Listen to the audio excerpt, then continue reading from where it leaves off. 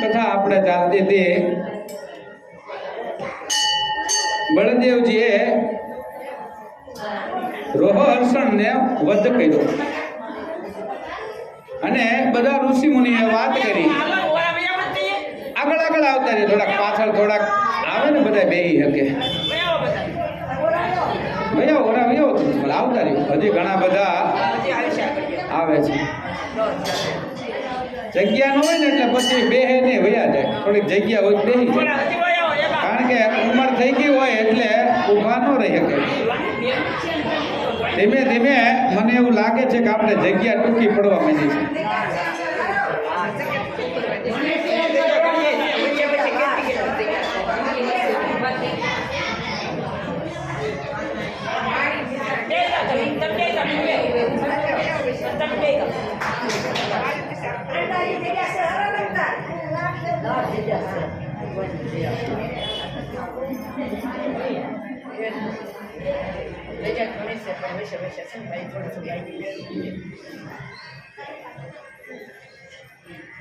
બલરામજીએ આ રોમહર્ષણને વધ કર્યો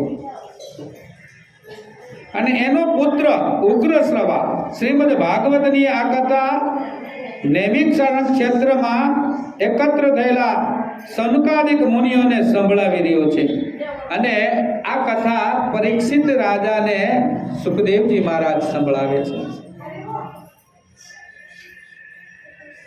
તીર્થયાત્રા કરવા માટે નીકળેલા બળદેવજી અને કેટલાક મુનિઓએ કીધું કે હે રામ, અમારા યજ્ઞની અંદર બલ્વ નામનો એક ભયંકર દાનવ આવે અને વિઘ્ન કરે છે, અમારા યજ્ઞોને દૂષિત કરે છે.